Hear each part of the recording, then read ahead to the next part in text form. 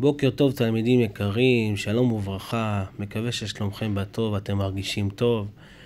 אנחנו היום נלמד על ל"ט אבות מלאכה, אנחנו נתחיל את הלכות שבת, ול"ט אבות מלאכה זה השער והמפתח להבנת כל הלכות שבת. זה ממש להתחיל מבראשית ולהבין מי נגד מי, למה אסור, מה אסור ומה מותר, מה זה אב מלאכה, מה זה תולדה, כל המושגים האלה של שבת.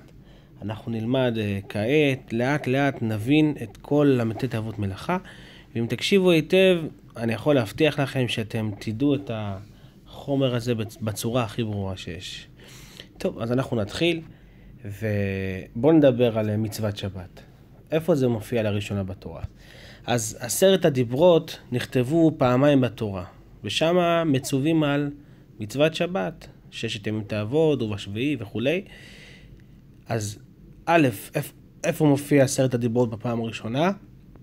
אז זה מופיע בפרשת יתרו בספר שמות. איפה המקום השני שמופיעות 10 הדיברות? בפרשת ויתחנן בספר דברים. ובשתיהם כתוב לא תעשה כל מלאכה. אבל לא כתוב שמה איזה מלאכה אסור לעשות. מה זה מלאכה? אני לא מבין מה זה מלאכה. תסביר לי. אז קודם כל צריך להבין שמלאכה זאת לא עבודה. מה זאת אומרת? אדם יכול להעביר למשל דוגמה, שולחן כבד מפינה אחת של החדר לפינה השנייה כל השבת, מהבוקר עד הלילה. ואף על פי כן הוא לא יעבור עבירה. אף על פי שמה? שהוא עבד קשה והזיע, וזה ממש הייתה עבודה קשה. הוא ערך שולחן למשל דוגמה ל300 אנשים. היה אירוע של השבת חתן של הבן שלו, והוא ערך שולחן ל300 אנשים. הוא הזיע חבל על הזמן. הוא לא עבר עבירה. אבל לעומת זאת, אדם שרק הדליק את מתג האור, שזה דבר שאין בו טרחה. מה הבעיה להדליק את המתג של האור, ללחוץ על הכפתור? אין בזה שום טרחה. במצב כזה מה הוא יעשה? הוא יעבור עבירה. אז קודם כל, לפני שאנחנו מתחילים את הלכות שבת, צריך להבין שלא העבודה זה הדבר שאסור, אלא מלאכה. מה זה מלאכה בדיוק? אנחנו נלמד כעת 39 אבות מלאכות שנעשו בשביל להקים את המשכן. תזכרו את זה. זה ל"ט מלאכות, ל"ט זה בגימטריה 39, אבות מלאכות שנעשו על מנת להקים את המשכן. אז דוגמה לעבודה נתתי לכם מקודם. לדוגמה, אישה סוחבת שולחנות כבדים כדי לערוך שולחן, אין בכך עשיית מלאכה, זה לא תעבור עבירה. ודוגמה נוספת שאמרנו, דוגמה למלאכה שכן עוברים עבירה אם עושים אותה, אם לוחצים על כפתור, חשמל ומדליקים נורה.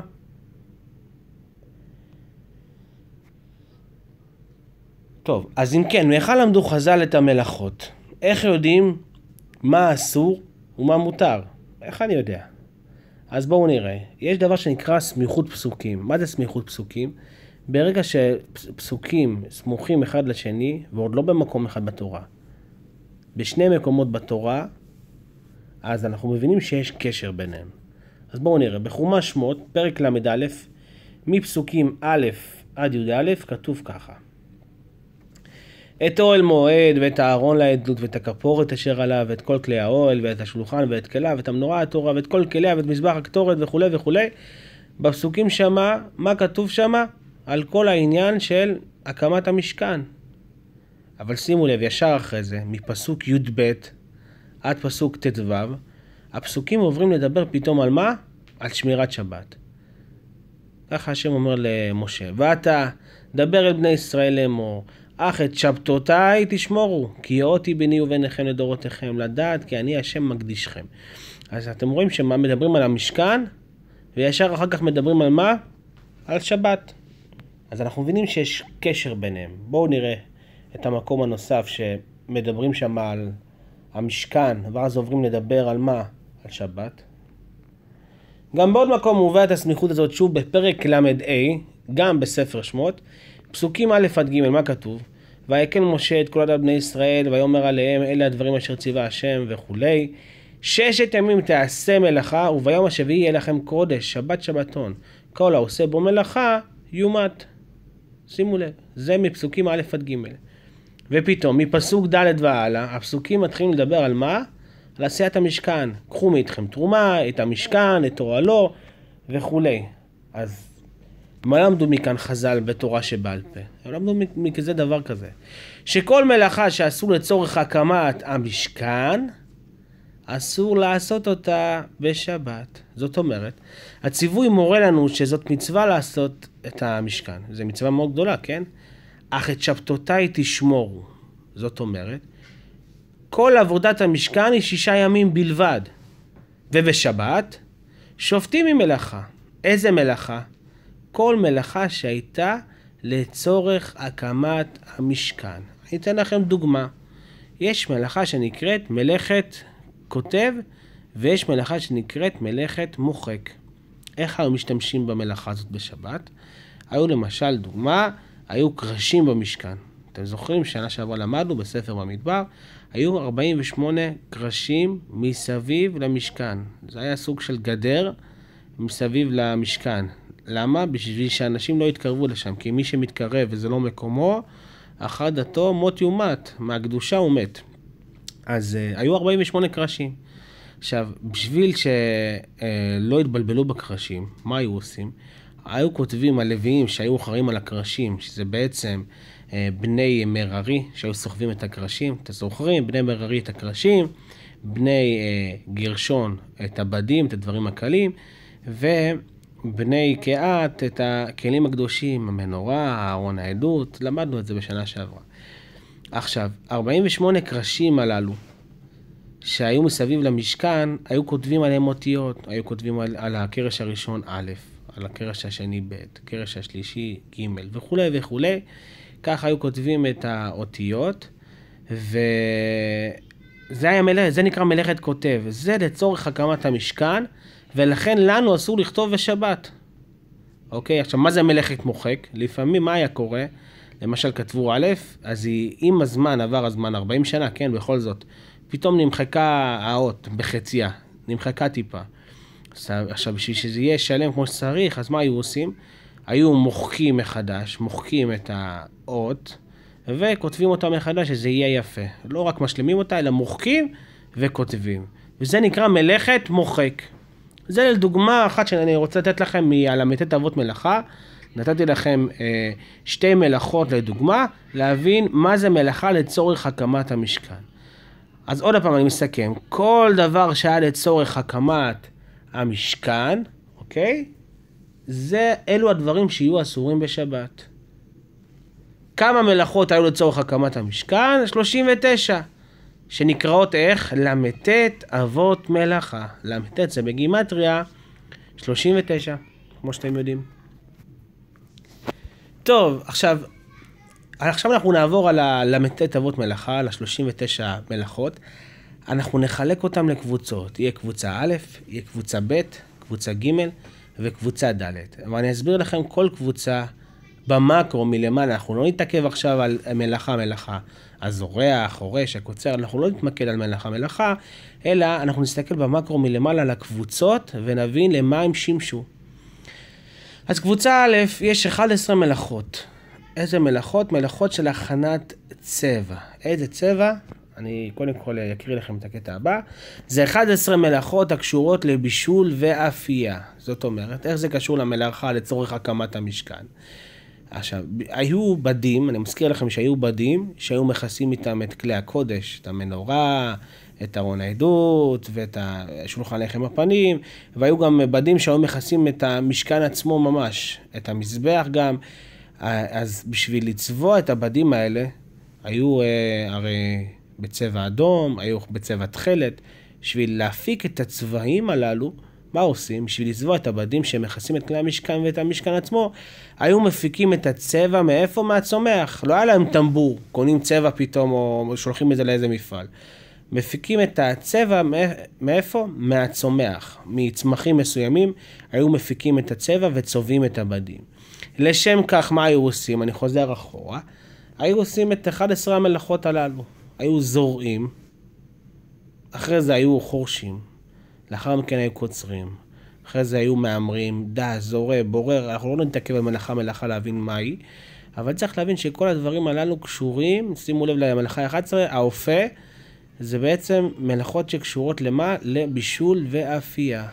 ולמה היו עושים את זה? על מנת להכין סממנים. זאת אומרת, היו צריכים להכין צבע על מנת לצבוע את ההריגים. אני ממשיך הלאה. זאת הקבוצה הראשונה. הקבוצה השנייה, קבוצה ב', זה 13 מלאכות של יצירת היריות למשכן. דיברנו על צביעת היריות, אבל צריך גם להכין את היריות עצמם למשכן, נכון? אז איך אני מכין את היריות עצמם למשכן? אז היה שם הגוזזת הצמר, שימו לב לראשון. הגוזזת הצמר, המלבנו. מה זה גוזזת הצמר? קודם כל, בשביל לעשות את הבד, אני גוזז את הצמר.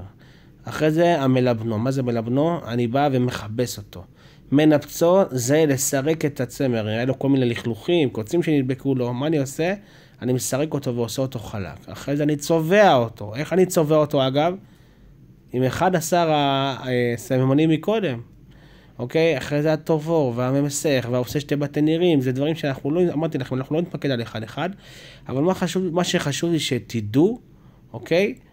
זה שכל ה-13 מלאכות האלה, בשביל מה הם נעשו? על מנת להכין את היריות למשכן. היריות שצבעו אותם, שצריכים לצבע אותם, אז אלו ה-13 מלאכות שהיו עושים. אז כמו שאתם רואים פה, כתבתי בו גם את הדברים, מלאכות הקשורות ליצירת בגדים, 13 מלאכות שנעשו על מנת ליצור את הבדים של יריות המשכן, מה שהיה מכסה את כלי המשכן ואת המשכן. אז עברנו על שתי קבוצות לבינתיים. על הקבוצה של הסממנים, יצירת צבעים, והקבוצה השנייה של יצירת עבדים. בואו נעבור לקבוצה השלישית, קבוצה ג'. קבוצה ג' כוללת 7 מלאכות.